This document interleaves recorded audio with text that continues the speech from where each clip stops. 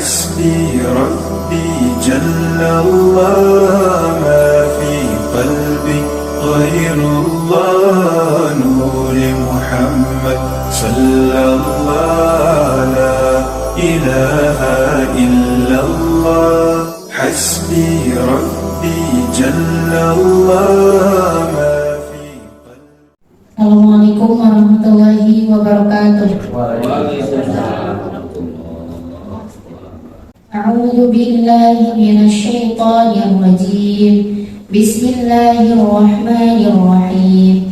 Wa basyiril ladzina amanu wa 'amilus shalihati anna lahum jannatin tajri min tahtihal anhar kullama ruziqu minha min thamaratir rizqan qalu hadha alladhi rizqna min qablu wa utu bihi mutasyabiha wa lahum fiha azwajun mutahharatun wa hum fiha khalidun. Inna Allaha la yastahi an yadriba mathalan ma ba'udatan fama fawqaha فأما الذين آمنوا فيعلمون أنه الحق من ربهم وأما الذين كفروا فيقولون ماذا أراد الله بهذا مثلا يضل به كثيرا ويهدي به كثيرا وما يضل به إلا الفاسقين. الذين ينقضون عهد الله من بعد ميثاقه ويقطعون ما أمر الله به أن يوصل ويفسدون في الأرض أولئك هم الخاسرون. كيف تكفرون بالله وكنتم أمواتا فأحياكم ثم يميتكم ثم يحييكم ثم إليه ترجعون. والذي خلق لكم ما في الأرض جميعا ثم استوى إلى السماء فسواهن 7 سماوات وهو بكل شيء عليم. صدق الله العظيم. Wassalamualaikum warahmatullahi wabarakatuh. Waalaikumsalam warahmatullahi wabarakatuh.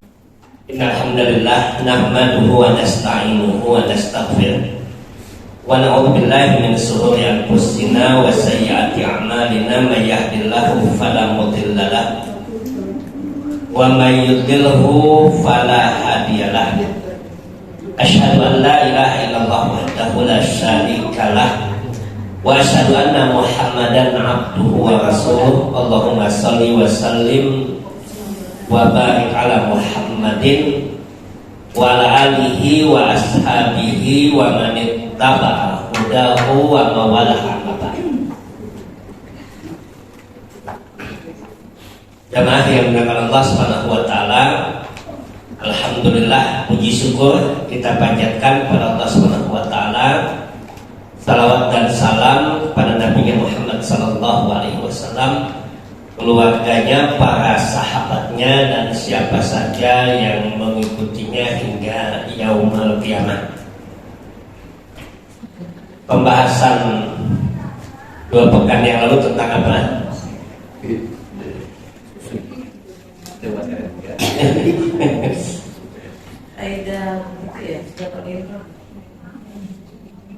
Kaidah surat Al-Imran.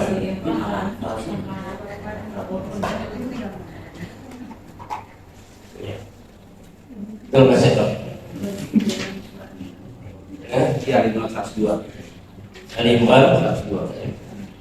Al-Imran 102 dari surat Al-Imran yang disampaikan ayat Muhammadiyah itu. Nah, kita akan lanjutkan kajian tafsir kita dari surat Al-Imran ini. Tadabbur kita dalam surat Al-Imran ayat 102 dan kita masuk pada ayat berikutnya, yaitu ayat 103. Surat Al-Imran ayat 103. Allah Tabaraka wa Ta'ala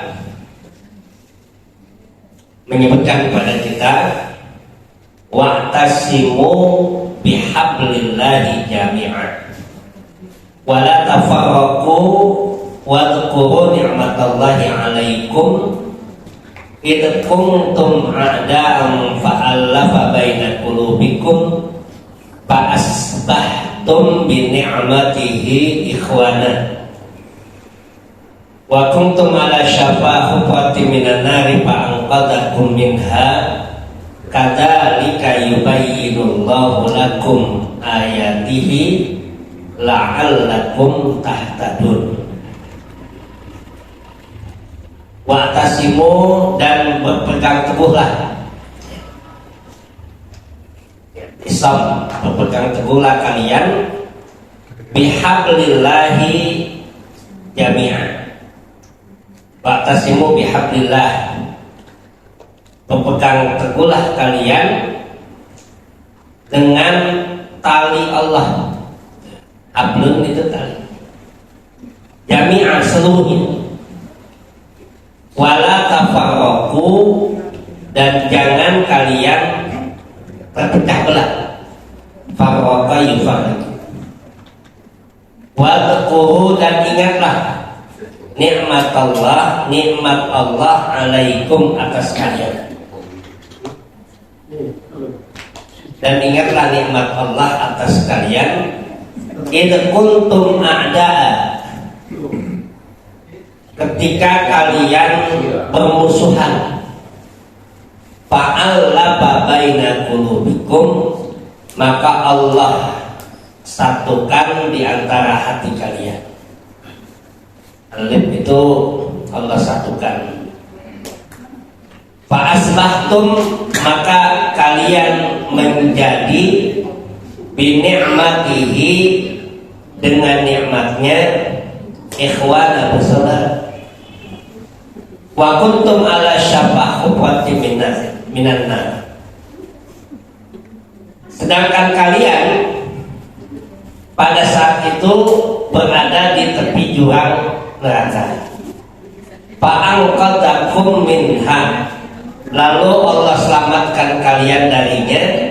Kadzalika, demikianlah, yubayyinullahu lakum, Allah memberikan penjelasan pada kalian, ayatihi, ayat-ayatnya, la'allakum tahtadun, agar kalian mendapatkan hidayah. Ini ayat yang merupakan lanjutan dari ayat yang kemarin. Kenapa disebutkan lanjutan? Karena Allah awali ayat ini dengan waw itu, wa'tasimu, dan berpegang teguhlah kalian. Wa'tasimu. Jadi ada waw di situ, waw ataf, menyambung kalimat sebelumnya. Ya ayyuhalladzina amanu taqullah, pada ayat sebelumnya. Haqqa tuqatih wa la tamutunna illa wa antum muslimun wa'tasimu. Ini sambungan dari ayat yang kemarin itu. Bihamdillahi jami'an, dengan tali Allah. Apa yang dimaksudkan dengan bihamdillahi jami'an? Yang pertama, para ahli tafsir menyebutkan maksudnya adalah bihablillahi jami'an, berpegang teguhlah dengan tali Allah, artinya dengan janji-janji kalian kepada Allah. Pegang teguh. Ada yang mentafsirkan itu bi'ahdillah, janji kalian kepada Allah Subhanahu wa ta'ala. Itu yang pertama. Jadi pegang teguhlah janji itu, jangan sampai nanti hilang. Duribat alaihimud, dan itu lemaskan itu. Illa bihablin minallah wa hablin minas. Dan yang kedua, ada yang mentafsirkan bahwa yang dimaksudkan dengan tali Allah itu adalah Al-Quran. Tali Allah itu adalah Al-Quran. Kenapa? Berdasarkan hadis Nabi. Ketika menyebutkan tentang Al-Quran, Nabi menyampaikan huwa hablullahil matin. Al-Quran itu adalah tali Allah yang kokoh, wasiratul mustaqim, dan jalan yang lurus. Nah, dari hadis ini maka ditafsirkan itu. Jadi ditafsirkan berpegang teguhlah kalian kepada tali Allah itu, maknanya adalah berpegang teguh pada Al-Quran. Wa'tasimu bihablillahi jami'an, artinya berpegang teguhlah kalian dengan Al-Quran. Kalau pegang teguh dengan Al-Quran itu ngapain itu? Ya mempelajarinya, membacanya, memahaminya, mengamalkannya. Pegang teguh dengan Al-Quran. Wala tafarraqu, dan jangan kalian berpecah belah. Jangan kalian berpecah belah. Wala tafarraqu, kata para ulama tafsir, ai amarahum bil jamaah. Artinya memerintahkan kepada kita untuk selalu berjamaah, berkumpul berjamaah. Wa nahahum anit tafarruq, dan melarang untuk bercerai-berai. Larang untuk bercerai-berai. Nah, ini kata Allah SWT tadi, wala tafarraqu, dan janganlah kalian bercerai-berai. Jangan berpisah, bercerai-berai setelah Allah satukan dengan Islam. Kemudian wadhkuru ni'matallahi 'alaikum, ingatlah nikmat yang Allah berikan kepada kalian. Apa nikmat itu? Allah sebutkan ketika dulu kalian bermusuhan. Tuh, bangsa Arab jahiliyah dulu itu, sebelum datangnya Islam itu, mereka saling bermusuhan. Maka kemudian disatukan dengan Islam. Wadhkuru ni'matallahi 'alaikum idh kuntum a'da'an, ingat nikmat Allah kepada kalian ketika kalian itu menjadi musuh. Fa'alafa baina qulubikum, lalu Allah satukan hati kalian. Fasbahtum bi ni'matihi ikhwana, maka jadilah dengan nikmat Allah kalian bersaudara. Nah, ini diingatkan oleh Allah. Dulu biasanya itu kalau jamaah itu, kalau kata Pak AR itu ya, Pak AR Bahuri, kalau lagi nggak punya duit pada kumpul jamaah itu. Tapi kalau udah banyak duitnya, udah banyak aumnya, suka gontok-gontokan gitu.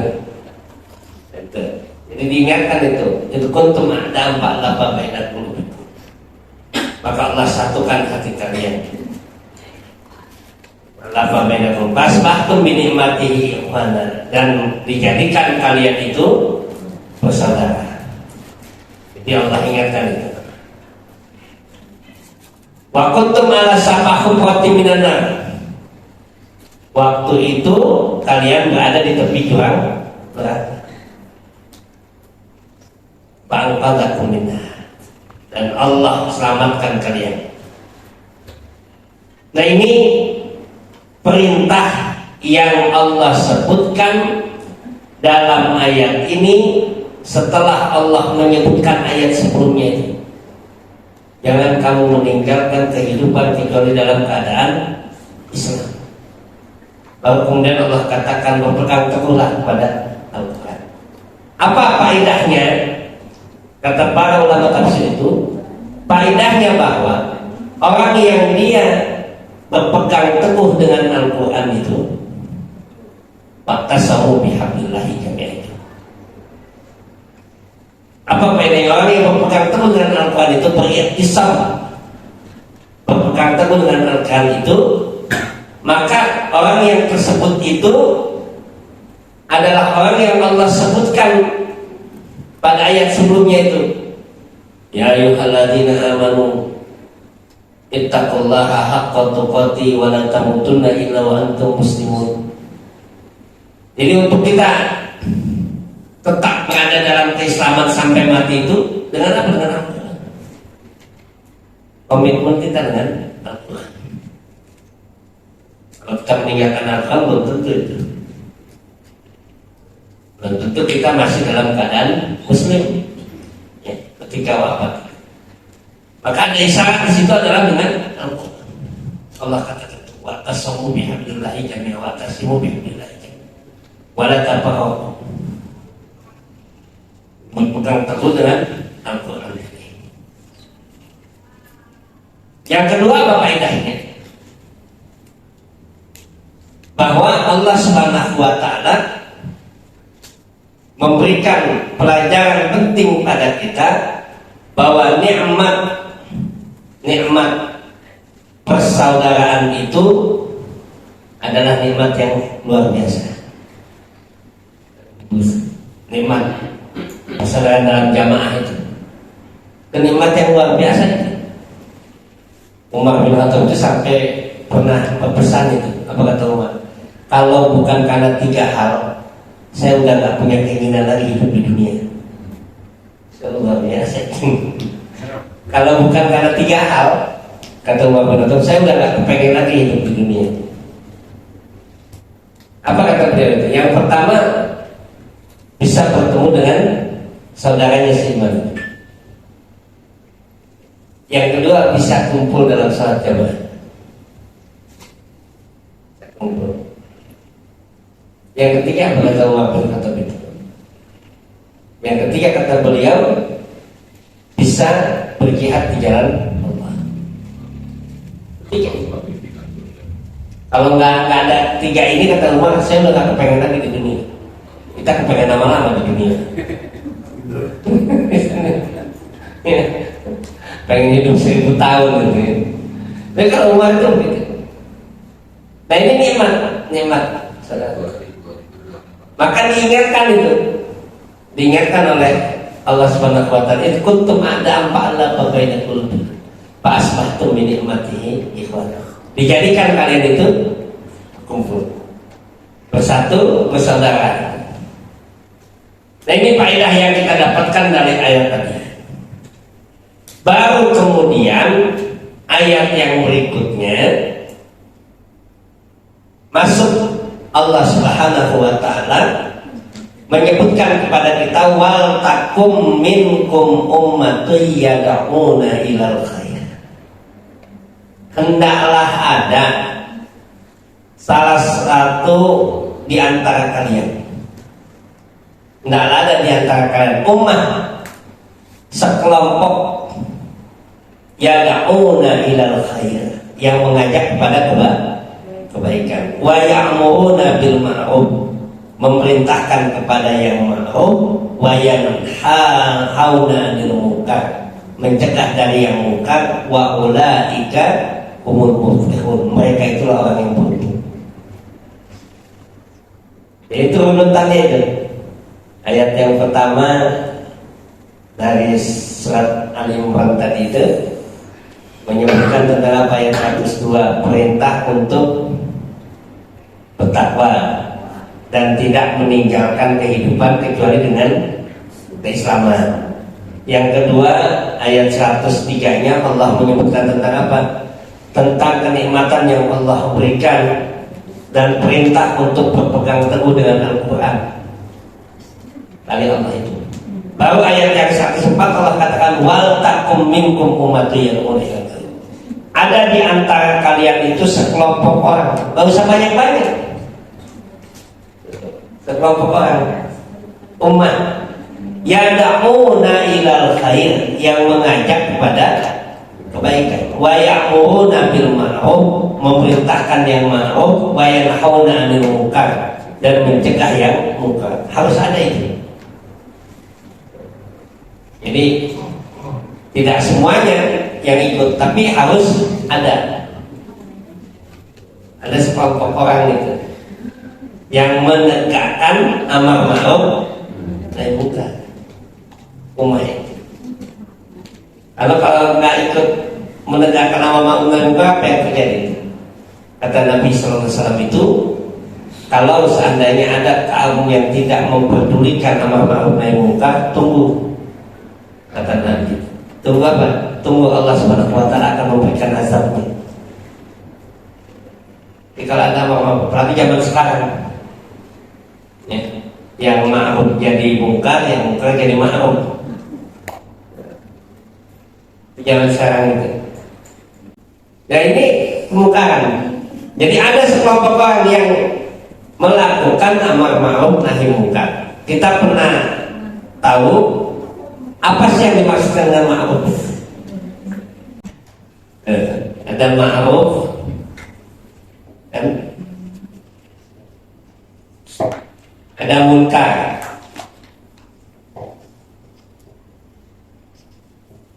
Munkar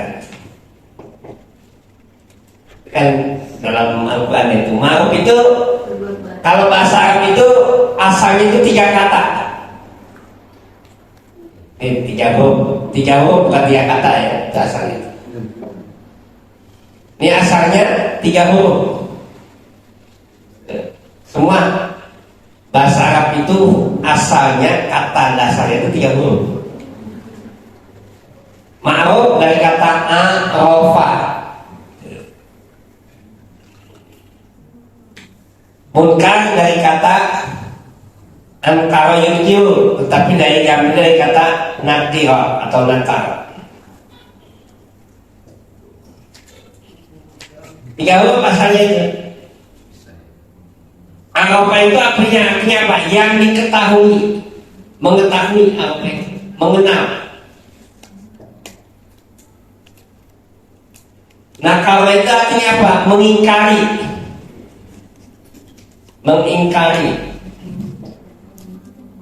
Maka ma'ruf itu sesuatu yang diketahui, sesuatu yang dikenal. Pertama, dikenal oleh apa? Satu, diketahui oleh syariat bahwa itu kebaikan. Itu ma'ruf. Jadi mengenal, diketahui secara apa? Syariat bahwa itu adalah kebaikan. Yang kedua, ada kebiasaan. Jadi bisa jadi ma'ruf itu. Jadi diketahui secara syariat itu sesuatu yang baik, maka itu disebut ma'ruf. Misalkan ada hadisnya, ada Al-Qur'annya. Itu perbuatan ma'ruf. Diketahui oleh syariat boleh, dianjurkan oleh syariat, itu perbuatan ma'ruf. Atau kalau ada kebiasaan yang tidak menyalahi syariat, syaratnya kalau kebiasaan itu. Jadi kalau adat itu dianggap ma'ruf juga kalau tidak menyalahi syariat. Contoh misalkan, nggak bisa dalilnya itu. Contoh misalkan cium tangan kepada orang tua, cari dalilnya nggak ketemu itu. Dari hadisnya nggak ada itu. Tapi di masyarakat ada. Menyalahi syariat kayaknya enggak. Maka itu dianggap ma'ruf saja. Itu kalau yang ma'ruf. Jadi sesuatu yang tidak ada dalam syariat itu bukan berarti langsung dikatakan bid'ah. Itu bedanya. Jadi ada yang ma'ruf yang tidak ada dalam syariat, dan tidak menyalahi syariat, maka boleh. Hal-hal yang lumrah boleh. Nanti kalau itu dirinci nanti. Tapi itu prinsipnya. Contoh lagi misalkan dalam ayat Al-Quran apa itu? Wa'ashiruhunna bil ma'ruf. Pergaulilah istrimu itu dengan cara yang ma'ruf. Cara yang baik menurut siapa? Menurut syariat dan menurut kebiasaan yang tidak menyalahi syariat. Kalau istri punya pasangan misalkan orang Ketapang ya beda kebiasaannya misalkan dengan orang Kuningan ya beda. Itu kalau adanya Kuningan keras ya. Kalau Ketapang itu ada yang keras ada yang empuk biji Ketapang biji Ketapang ada yang keras ada yang empuk. Nah jadi ada secara syariat itu tidak menyalahi maka boleh saja secara syariat misalnya. Tapi kalau yang menyalahi syariat itu nggak bisa dianggap ma'ruf. Maka Buya Hamka dulu menulisnya begini: adat bersendi sara bersendi kita bulan. Adat itu harus berdasarkan syariat. Syariat berdasarkan Al-Quran. Itu yang disebut nama ma'ruf. Dan banyak nanti. Yang kedua munkar yang diingkari oleh syariat, ditolak oleh syariat, itu munkar. Dinyatakan tidak baik menurut syariat, maka itu disebut munkar. Atau juga diingkari, ditolak oleh adat kebiasaan. Ini menurut kebiasaan nggak pantas. Ini bisa jadi munkar kalau tidak bertentangan dengan syariat. Oh ya sudah, menurut saya itu munkar. Jadi itu yang disebut dengan ma'ruf dan munkar. Nanti banyak contohnya itu. Banyak contohnya. Mana ini ma'ruf atau munkar. Nah Allah katakan dalam ayat ini, wa takum minkum ummatun yad'una ilal khair wa ya'muruna bil ma'ruf wa yanhauna 'anil munkar. Itu perintah yang Allah sebutkan pada kita. Ada sekelompok orang yang dia mengajak kepada yang baik, mendakwahkan yang baik, dan melakukan amar ma'ruf nahi munkar. Artinya dengan apa? Amar ma'ruf nahi munkar itu nanti turunannya hadis Nabi sallallahu alaihi wasallam itu. Kata Nabi sallallahu alaihi wasallam, "Man ra'a minkum munkaran falyughayyir biyadihi." Dengan tangannya. Fa ilam yastati fa bi lisani. Kalau nggak sanggup dengan lisannya. Kalau nggak sanggup lagi fa bi qalbihi, maka dengan hatinya. Fa innahu aqamul iman. Itu selemah-lemah iman. Kenapa? Karena bisa jadi hati itu kalau ke awalnya nggak nolak, tapi diam aja lama-lama jadi ikut-ikutan. Lama-lama ikut-ikutan. Awalnya ya sudah nggak nolak, biasa aja gitu. Cuman hatinya ini salah, ini salah. Tapi kalau dia nggak mau melakukan dengan lisannya, dengan hatinya, dikatakan oleh Nabi itu selama-lama iman. Kenapa? Bisa jadi satu saat hatinya berubah itu. Yang tadinya nggak seneng, nah ini jadi lama-lama seneng. Itu juga sesuatu yang tidak baik itu. Kalau kita tidak tolak dengan lisan, dengan kekuasaan, kita hanya dengan hati selama-lama iman itu. Lama-lama jadi ikut-ikutan. Itu amar ma'ruf nahi munkar tadi. Nanti dalam bukunya Imam Ibnu Taimiyah itu menyebutkan syarat-syarat amar ma'ruf nahi munkar. Ada bukunya itu. Orang yang melakukan amar ma'ruf nahi munkar itu ada syaratnya. Jadi nggak semuanya. Wah ini kan munkar hantem komo ya. Tapi ada syarat-syaratnya yang harus dilakukan. Nah kalau ini dilakukan, ada sekelompok umat yang mengajak berdakwah kepada kebaikan, melakukan amar ma'ruf nahi munkar, Allah jamin wa ulaika humul muflihun. Mereka itulah orang yang beruntung. Orang yang beruntung kalau dia ada sekelompok.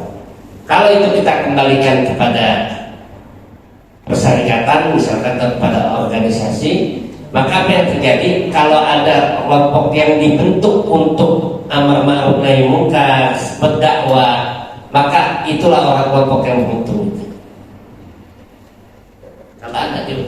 Tapi kalau nggak peduli, nah itu kan sudah biarin aja, jalan aja. Yang penting ngurusin haum. Nggak ada dakwahnya. Kalau nggak ada dakwahnya, itu akan berantakan itu. Maka kenapa dulu Muhammad itu besar karena pengajian. Kalau ngajinya udah nggak ada ya bagaikan jasad tanpa ruh.